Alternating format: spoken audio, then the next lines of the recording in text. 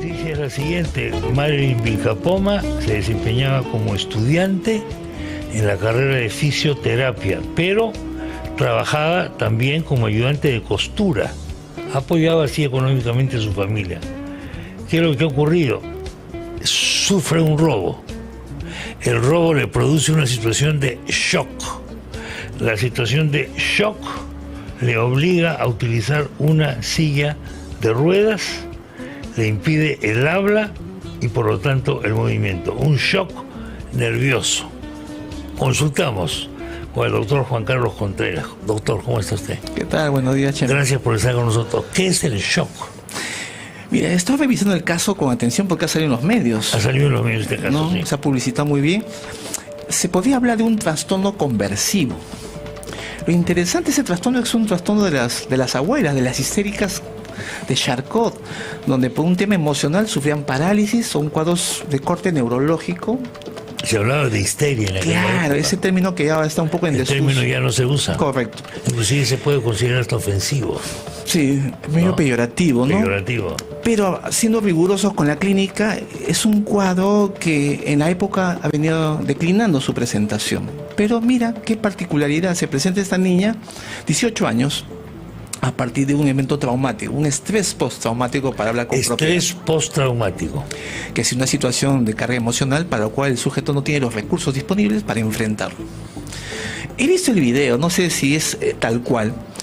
El hombre saca un revólver y si te das cuenta en el video de la imagen, ella intenta defenderse, o sea, no se deja milanar. Y forcejean, el tipo se ve el celular y ella va tras de él y hasta ahí. Creo que eso es importante detenerse, ¿no? Porque no hay una respuesta activa frente a la situación. No es simplemente que se asuste y bota el revólver o, en fin, bota el celular, perdón. El celular, sí.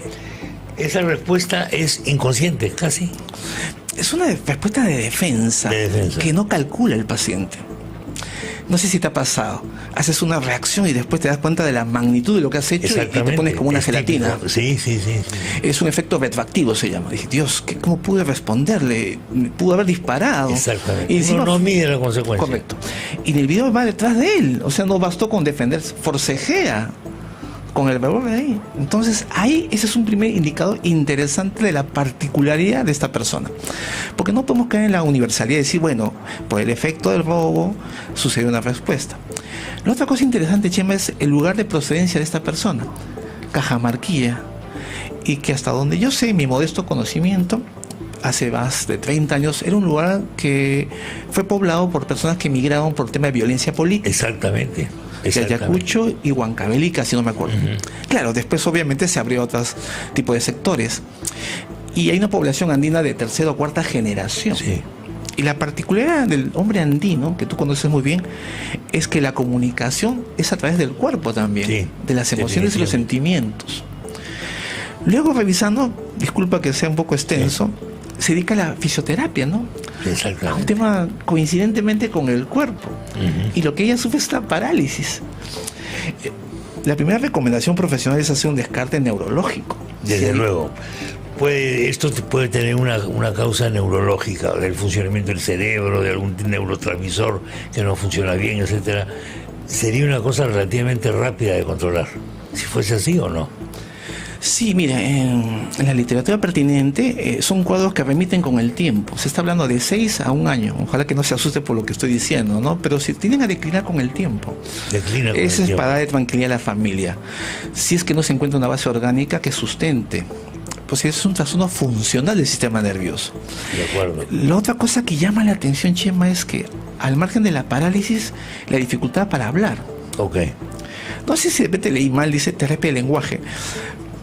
Tal vez lo que se quiso decir es tratar de generar las condiciones para que pueda retomar el discurso, pueda decir lo que pasó, no tanto porque no pueda hablar en el sentido concreto. ¿Hay un bloqueo? Probablemente. Pero ¿Un bloqueo del recuerdo? Es decir, ¿he censurado yo el recuerdo de esto? O sea, he tenido una primera reacción, vamos a llamarla así, inconsciente, sí, por llamarlo de alguna manera. Tú eres más freudiano que yo, Chema, ¿sí? No, pero, claro, pero después ha venido ya la factura. O sea, la secuela. La secuela que me da, la factura que me da esa reacción que he tenido, defensiva, esto que quizás no ha salvado la vida, pero estoy pagándola. Y el costo es el habla, el movimiento, etcétera. Fíjate, el bloqueo impide el recuerdo, pero para que se haga efectivo no tengo que hablar sobre eso. Así es. No tengo que hablar sobre eso, pero tampoco tengo que hablar. Sí. Me dejo entender, es como quitarle la posibilidad de verbalizar el acontecimiento. Y creo que por ahí tendría que ir el tratamiento de esta persona. Creo que las condiciones son bien complicadas. ¿Por qué no lo verbalizo? No lo verbalizo, no tanto porque no lo recuerde, sino porque no hablo nada. Considero que hablar es un riesgo, me pone en riesgo. Se podría decir que en el momento en que tú hablas, le das realidad a eso que está en el cuerpo. Le haces presencia. Se hace presencia. O sea, la palabra constituye el hecho. Correcto. Reconstituye el hecho. Sí, bien dicho. Reconfigura. Porque mira, esto es bien complejo decirlo, pero lo voy a decir en forma sencilla. Es como volver a decirles, darle existencia. Volver a decir. Algo que está atrapado en el cuerpo. Pues eso es saludable hablar. A veces la gente, yo tengo un dolor de cabeza, piensa que nosotros hacemos catarsis. O sea, la gente viene, desahoga como si fuera un pañuelo. No, la gente cuando habla del tema, lo vuelve a repetir otra vuelta. Sí. Vuelve a reconstruir las lagunas de su historia. Tal vez ella se rehúsa a hablar de forma inconsciente, no es que sea una cosa intencional. No, claro que no. Pero hay un bloqueo justamente por no afrontar la realidad, porque es muy doloroso, ¿no? O sea, bueno, toda la terapia psicoanalítica se basa en parte en hacerle recordar a una persona algo que esta persona, maldita sea, no lo quiero recordar, porque si lo recuerdo va a ser terrible, me va a matar. No lo quería recordar por dos razones. La primera, todo el mundo la conoce, por lo doloroso del evento. Lo segundo, que no sé si lo tenga que decir, es controversial, es porque hay implicancia del sujeto.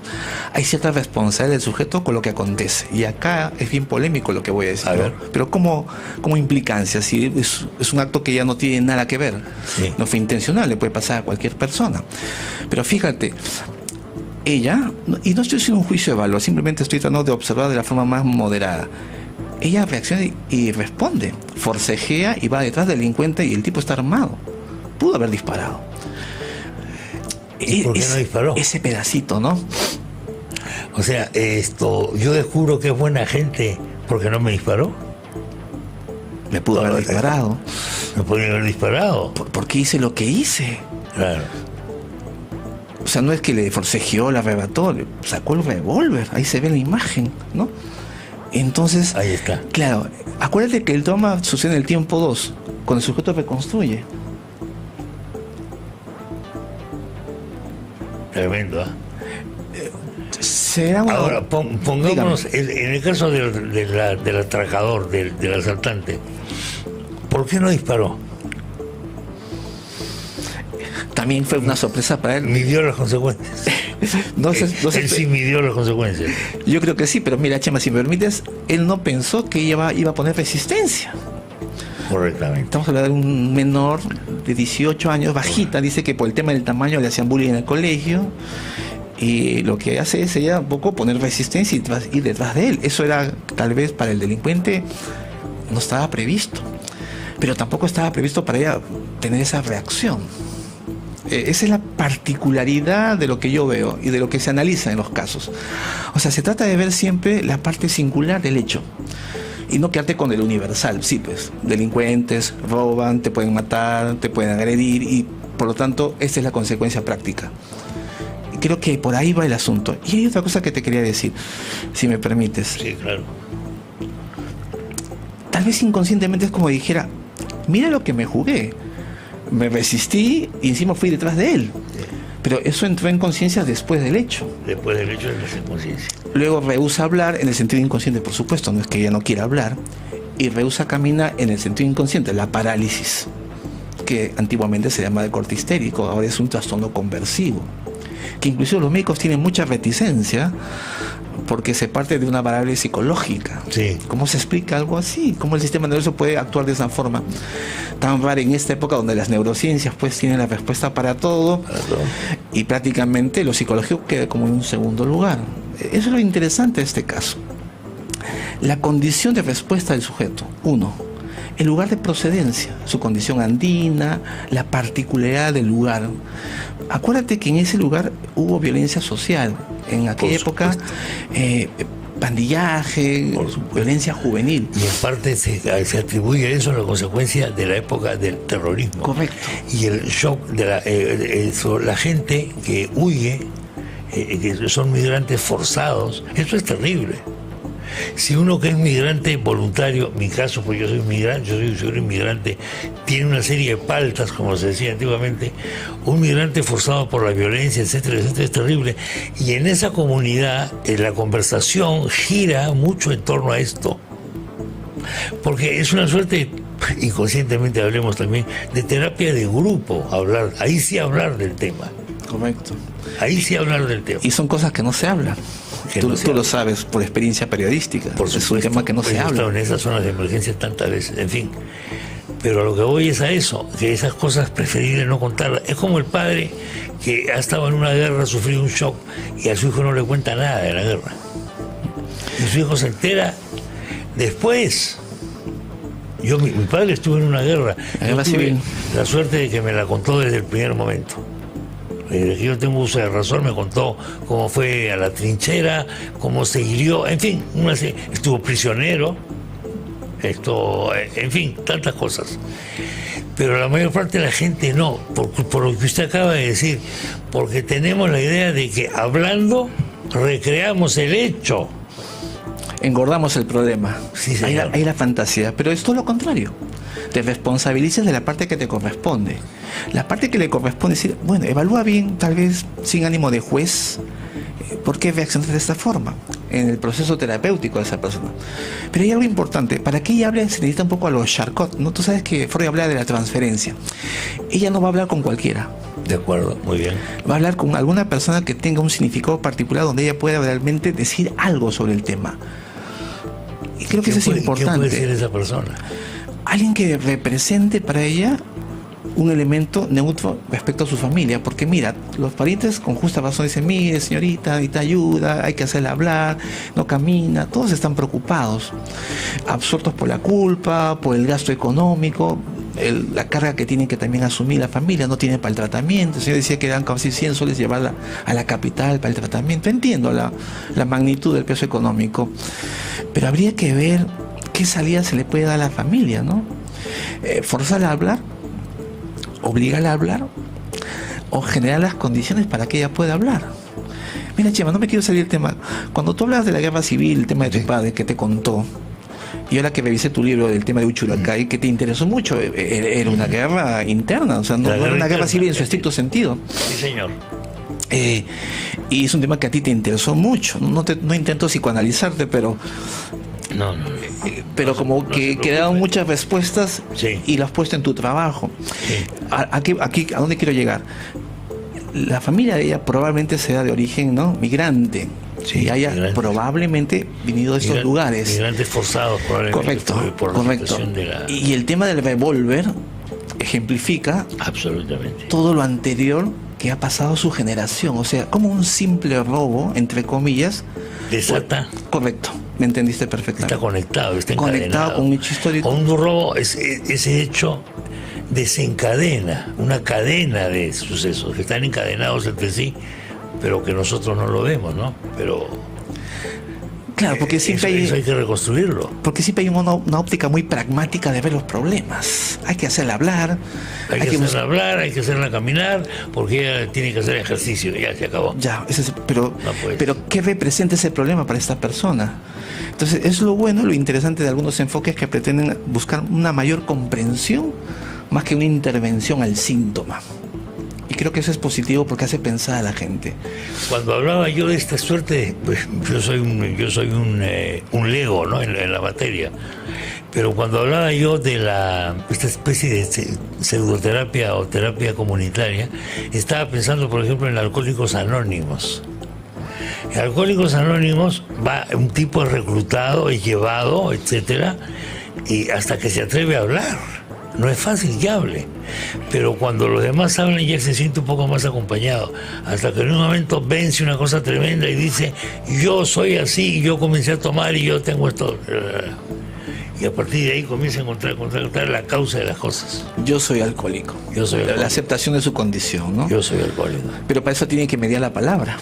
Absolutamente. En silencio no se puede No. Me tiene que medir la palabra, proferir la palabra. Es decir, eso es un acto doloroso. El lenguaje no solo comunica, el lenguaje también crea la realidad. Absolutamente de acuerdo. Y esto es algo que a la gente le cuesta pensar. En eso todos los comunicadores, entre comillas, le van a dar la razón. Y tal vez es cierto lo que hacemos. Correcto, ¿no? Y tal vez rehusarse a la palabra es tratar de evadir el significado de un hecho por el cual le tengo que dar. No me queda otra. Lo viví, tuve una reacción, tal vez no la mejor, tal vez, pero tengo que asumir ese saldo.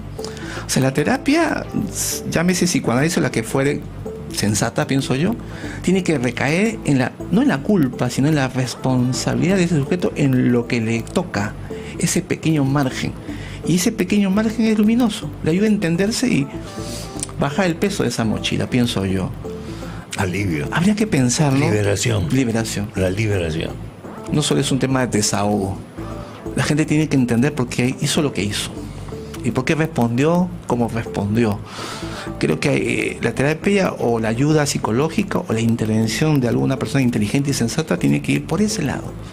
Cuando la gente se hace responsable de eso, mira mejor la realidad, pienso yo. O sea, digamos que el shock no es el hecho en sí, sino es cómo elaboro el hecho. Correcto. O cómo absorbo el hecho. Así Porque es. ante la circunstancia puede haber una persona que eso no le sugiera nada de su vida interior y sigue normal. Se libra de un ratero o lo que sea y sigue normal. En este caso, ¿no? Toca fondo. Sí, hay una anécdota que quiero contar rapidito nomás. Es un sujeto, siempre cuenta en clases, que sufre un accidente de tren en la década del 30. Lacan lo cuenta. El tren casi lo descuartiza. Y eso me tiene un estrés postraumático. No se puede subir al tranvía, de la Europa de aquella época. Y todos los médicos daban vueltas, miedo a la muerte, y hasta que llegó un analista y dijo, parece que es otra cosa. Y comienza a indagar. Y después del accidente lo llevan a Radio X. Le toman placas y en aquella época, me imagino, no estoy seguro, le mandan a quitarse la ropa. Y el médico lo ausculta. Y cuando el médico lo toca a este paciente, siente cosas medias extrañas. Y la analista inteligentemente se da cuenta, fue el accidente del tranvía lo que lo marcó, sino el hecho de estar desnudo y siendo tocado por un hombre que era médico y hacía su trabajo, por supuesto, no había ninguna mala intención. O sea, lo traumático no está en lo traumático necesariamente, puede estar en la periferia. Ese es el error cuando uno va con una mentalidad muy pragmática. Es el hecho para sí. Así. El hecho en sí. Correcto, bien dicho. Pero te lo estoy contando en 2 patadas, pero eso tomó su tiempo. Y también pienso en el caso de esta señorita, que tal vez el sentido está en la periferia, no tanto en el hecho, en tanto hecho. Sí, ya entiendo. Y eso la gente debe entenderlo. Por eso la gente tiene que hablar, para comprender, no solamente para desahogarse. Y para eso va un profesional, que le puede ayudar a reconstruir esa parte tan difícil de decir, de asumir y de hacerse cargo. Creo que ese es un poco el aporte del psicoanálisis, a diferencia de otras orientaciones. ¿Ha recordado usted la palabra Charcot? Que algunos de los que hemos jugado fútbol en un momento, no sé si ahora seguirá, estamos acostumbrados a la famosa frotación Charcot. No sé si ustedes han jugado fútbol con esa frotación. Sí, creo que sí. Aunque son muy jóvenes estos, pero Charcot de alguna manera es uno de los padres de Freud, es uno de los antecedentes de Freud, ¿no? Jean-Martin Charcot. Claro, ¿cómo trabajaba Charcot con los pacientes, doctor? Es con las interesante. Personas histéricas, las personas locas, entre comillas. Él fue el padre de la neurología moderna en Francia. Lo poco que sé, no soy un experto en historia de la psiquiatría, neurología. Y lo interesante es que él se da cuenta de este cuadro porque junta a las personas que tienen epilepsia con las histéricas. Exacto. Por un tema administrativo. Y al poco tiempo las pacientes histéricas comienzan a tener crisis epiléptica. Por solo observar. Entonces eso genera para él un interés y todo un campo de estudio. Porque la histeria se pensaba que simulaban, mentían, o era un dolor de cabeza para la medicina de su época. Y mira, ahora en este caso actual, como algo tan antiguo ha vuelto a merced de la óptica clínica. Que lo interesante de este caso. Ya no se ve casos así muy seguidos. No se ve, pues. Es un caso antiguo. De la clínica, ¿no? Antes de los psicofármacos que tenemos ahora y tantas cosas. Antes de todo eso. Distinguido doctor Juan Carlos Contreras, muchas gracias. Igual, Chema. Por la visita. Cuando quieras, seguimos conversando. Hasta gracias. Luego. Ha sido muy amable.